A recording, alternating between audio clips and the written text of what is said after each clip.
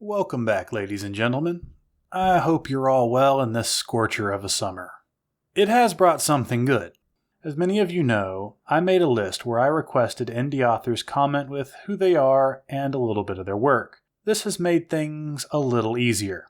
I like to alternate the books I review based on their popularity, and this time I didn't have to look as far. But let's get some things out of the way before we begin. First, the views expressed in this review are my own. I encourage you all to pick up the book and come to your own conclusions. I'm a weirdo who likes grimdark and wholesomeness, so my tastes aren't everyone's. Second, if you're interested in giving your thoughts on my own work, I'll leave a link in the description. I welcome all critiques, criticisms, and opinions. Your opinions are your own, and I'm grateful to anyone who takes the time. Third, if you like what I do, please consider liking and sharing these reviews. They help spread the work of fellow authors, and it encourages me to keep reviewing. Also, feel free to subscribe if you feel so inclined. With that out of the way, this week we're reviewing Knightmare Arcanist by Shami Stovall. I'm also going to change things up. This week my story recap will be shorter in a way. This is mostly to avoid spoilers. Let me know in the comments if you like the new way or prefer the old. So our story begins with Volk, an adolescent gravedigger preparing himself for the Day of the Phoenixes. This is a trial held once every 10 years to bond young people with the phoenixes born on the island because of a specific tree. Volk hopes he'll be one of the two chosen to bond with a phoenix this year and get magical powers from it. There's just one problem. He's not allowed to go. You see, Volk's home island is heavily dedicated to tradition. So dedicated, in fact, they carved 112 steps on the hill to the magic tree and etched life lessons into every single one. Typical government. Creator of the universe decides 10 rules is enough for everyone, and the bureaucrats think, can't we increase that by 1,020%? Unfortunately, no one tarred and feathered the local functionaries for defacing a small mountain with their 112 commandments, and they went on to decree, no one who handles yucky stuff can take part in the trials. This yucky stuff involves waste and corpses, so I feel like these groups could easily win a strike if they wanted to. Creation of a semi-permanent underclass aside, Volk decides, like many teenagers before him, that the rules are wrong, and he's going to take part anyway. He does this by crashing the trials and dashing up the stair tower to the tree before the acceptable candidates can.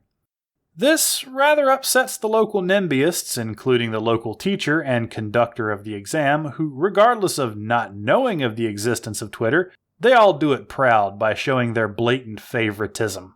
Volk wins the first trial.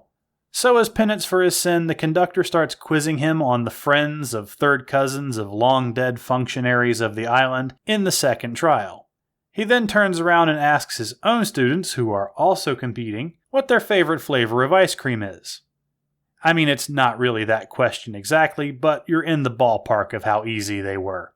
After asking Volk some questions he had no way of knowing the answer to because the steps with the answers have been missing for over a decade, the teacher then turns to the locals and whips them into a frenzy by reminding them all that Volk's mom once stole stuff and his dad killed someone.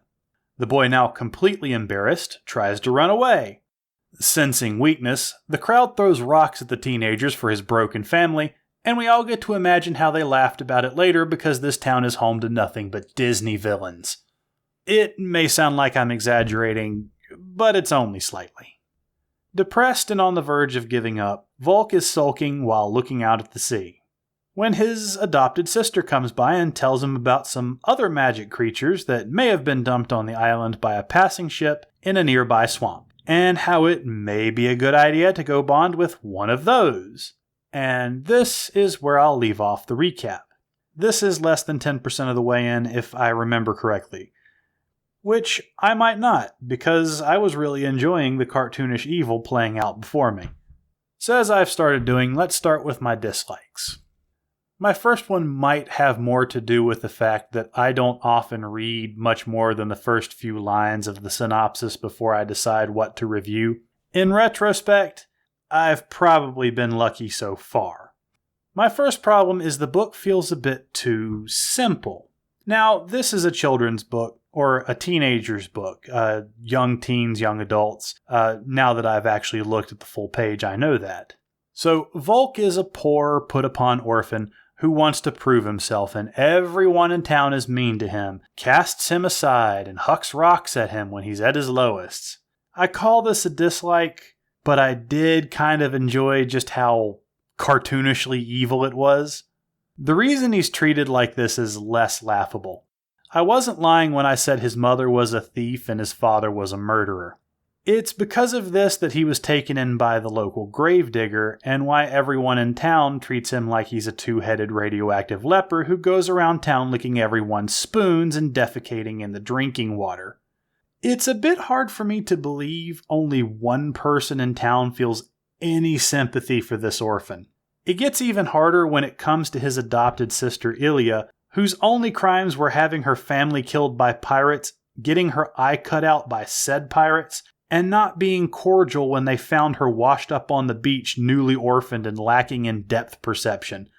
I can't argue it's effective. It's just kind of hard for me to believe. As I said before, this book is geared towards a younger audience, so it may be required to be a bit more simple. The second and last thing, which will also be in my likes, is the bonding with magical animals. It's weird to say, but it feels trite. But I can't put my finger on any other series that did this. It reminds me of the early 2000s fantasy books and movies. If you're familiar with Percy Jackson, you know what I mean. It somehow made the world feel a great deal more limited, because the only people who can wield magic are the people bonded with a magical creature, also known as an Arcanist. At least this is what I thought in the beginning. Moving on to my likes. The bonding with the Phoenixes may have given me the wrong impression, as it turns out there's a ton of magical creatures out there, and they all have different criteria for bonding. Some who are willing to bond can't because they're lethal to be around. Others are just too weak to be practical, or they may be unwilling to bond at all. It opened up the world a lot, and made me curious for the rest of the book. I thought it was going to be an underdog story where Volk gets a phoenix, but everyone on the island hates him for it, so now he has to prove them all wrong. It was a nice surprise for me when he actually succumbed to his embarrassment at the trials and ran away. It also turns out that many of the magical creatures can carry similar prejudices to humans, i.e., many of the other magical creatures wouldn't bond with him either because of who his parents were. The fact that these magical animals would exclude him for his parentage was a nice little complicating factor and added some struggle to the story. I also enjoyed the fact that the author captured the teenage mindset very well, and I mean very well. I started to feel angsty at just how well she captured that spirit. The main character and almost everyone around him are naive. They lack basic understanding of social situations, they're awkward and unsure of themselves. At some point it feels more like the characters are struggling more with their own ignorance and lack of confidence than the actual dangers around him. I say this trying not to spoil anything.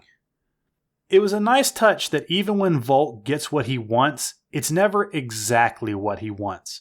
Everything has a price, and often that price is pain and disappointment, just like the real world.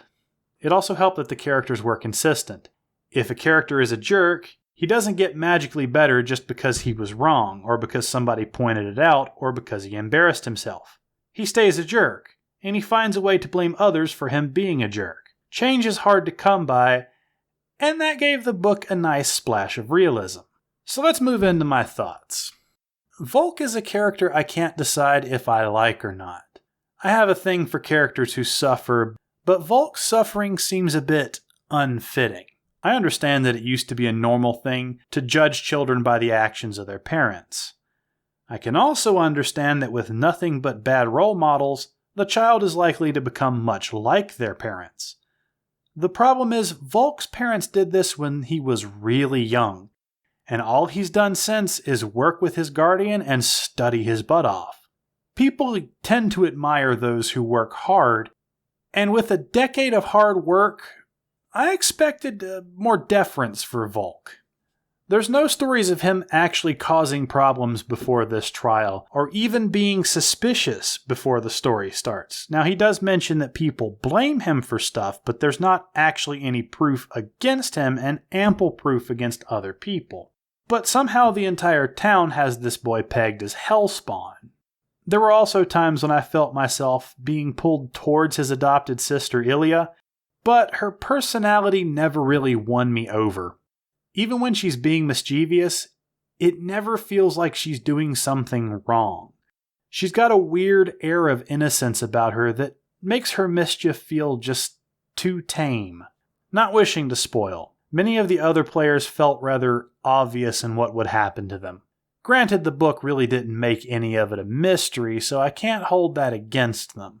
I think I had similar problems when I read the superhero book Penance. I'm reading a book for people that are much younger than myself, so I'm not sure if my complaints are really that big a deal. The story was entertaining, and the prose did what the prose are supposed to do. They were neither purple nor distracting. They conveyed the story, there was no ambiguity, and it didn't stop me at any point. So that leaves me with who would I recommend this to? Well, the story was tamer than Penance. There were a few bloody scenes, but they're not terribly graphic, and even the scenes that are graphic would make no boy out there flinch. I would probably give this to my nephew when his age reaches the double digits. Not because it's simple, but because I think he would enjoy the magic and the things meant to be gross or corrupted. So I'd say 11 to 15 would probably be the best audience. It's not so simple an adult wouldn't read it, they would just find it a bit predictable. And with all that said, I wish you all good luck. Thank you for listening. If you have any books you'd like me to review, or you yourself are an author and would like me to review your work, please leave a link down in the description, and remember, please keep the conversation in the comments civil. If you'd like to critique my own work, you can find links in the description. I welcome all comments, all criticism, even if you didn't like it.